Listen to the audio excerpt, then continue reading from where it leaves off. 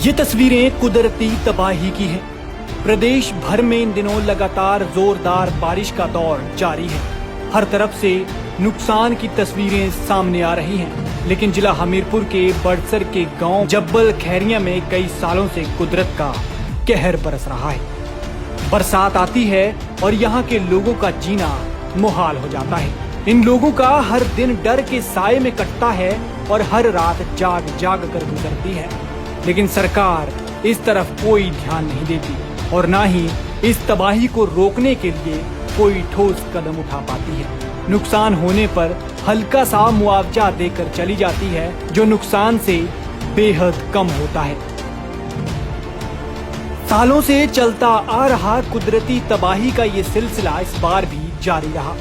भारी बारिश के कारण लोगों के घरों को यहाँ काफी नुकसान पहुंचा है। किसी का घर गिरने वाला है तो किसी की दीवार गिर चुकी है, किसी का डंगा गिर गया है तो किसी की उपजाऊ जमीन धंस गई है। कुदरत के कहर से यहाँ करीब 150 बीघा जमीन को नुकसान पहुंचा है। लिहाजा लोगों को डर है कि आने वाले दिनों में ये नुकसान और भी बढ़ सकता है। लोगों की समस्या और सरकार के रवैये को देखते हुए स्थानीय विधायक इंद्रदत्त लखनपाल भी मौके पर पहुंचे। उन्होंने हालातों का जायजा लिया और लोगों की समस्याओं को सुना। लिहाजा उन्होंने सरकार से भी लोगों की समस्याओं को सुनकर इसके समाधान की मांग की है। विधायक का कहना है कि सरकार को विशेषज्ञों की एक टीम गठित कर इस समस्या से लोगों को छुटकारा दिलवाना चाहिए, ताकि लोग चैन से रह सकें और उनके सिर से खतरा टल सके।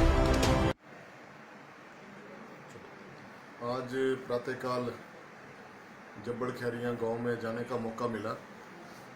पिछले 9-10 तारीख को, अगस्त की 9-10 तारीख को भारी वर्षा के कारण इस गांव में बारिश से काफ़ी तबाही हुई है। और ये गांव जो है बड़सर से ऊपर धार के साथ लगा हुआ गांव है। और यहाँ पहले भी 2015 में भी भूस्खलन हुआ था, काफ़ी ज़मीन बैठ गई थी, लोगों के घर गिर गए थे।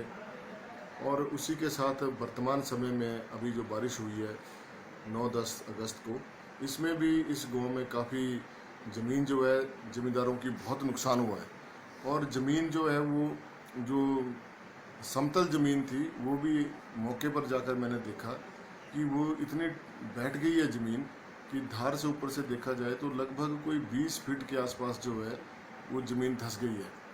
और कईयों के लोगों के मकान भी बहुत नुकसान हुआ है। मकानों का भी, ज़मीन का तो इतना नुकसान हुआ है कि जिसका कोई अंदाज़ा नहीं लगाया जा सकता। अभी हाल ही में इन गांव के निवासियों ने अपने खेत को, अपनी फसलों को जंगली जानवरों से बचाने के लिए कृषि विभाग द्वारा जो सरकार की स्कीम है उसके तहत उन्होंने कांटे इसकी सोलर लाइट जो थी वो तारें बाड़बंदी जो की थी वो भी सारी तहस नहस हो गई।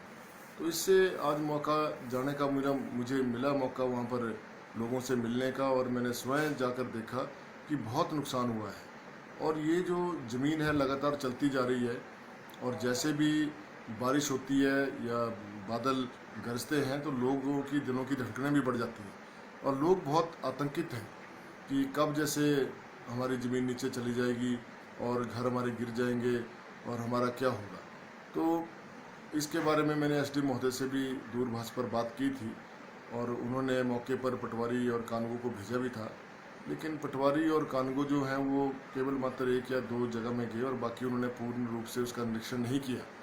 उन्हें वहाँ जाना चाहिए था क्योंकि लोग बहुत परेशान हैं। और मैंने स्वयं फिर आज पटवारी जी से भी बात की कि वो मौके पे आएँ और सारा उसका आकलन करें कि इस ज़मीन का क्या हो सकता है। मेरा सरकार से निवेदन है, माननीय मुख्यमंत्री महोदय से निवेदन है कि वो एक टीम भेजें जियोलॉजिस्ट विभाग की, और एग्रीकल्चर के जो साइंटिस्ट हैं और जो उनके ट्रेंड लोग हैं वो वहाँ पे मौका देखें, उनके अधिकारी वहाँ मौका देखें कि इस ज़मीन को कैसे बचाया जा सकता है। यदि उस ज़मीन को कुछ बचाना है नरेगा के माध्यम से या सरकार ने कोई स्पेशल बजट इसके लिए प्रोवाइड करे ताकि उनको उस धार को जो बचाया जा सके। अन्यथा 300-400 कनाल की आसपास ये ज़मीन है और ये ज़मीन अगर चलेगी तो बहुत से लोगों का नुकसान होगा। और काफ़ी लंबे समय से लोगों को अपनी ज़मीन से बहुत प्यार होता है तो माननीय मुख्यमंत्री महोदय से मेरा निवेदन रहेगा कि वो तुरंत इसके ऊपर कार्रवाई करें और लोगों को इसकी बारे में जो उनको आतंकित है, भयभीत है, उससे उनको निजात दिलाई जाए। धन्यवाद। बता दें कि 2015 में भी इस गांव में कुदरत ने भारी तबाही मचाई थी। कुछ लोगों के घर गिर गए थे, काफी लोगों की उपजाऊ जमीन बह गई थी, साथ ही लोगों के रास्ते, कुओं और जंगली जानवरों से फसल को बचाने के लिए लगाई गई बाउंड्री भी तबाह हो गई थी। लिहाजा जरूरी है कि इन लोगों का सब कुछ खत्म होने से पहले सरकार इस पर ध्यान दे और विशेषज्ञों की टीम बनाकर इलाके का सर्वे करवाए और लोगों की समस्या का समाधान करे। पंजाब केसरी के लिए बड़सर से अशोक राणा की रिपोर्ट।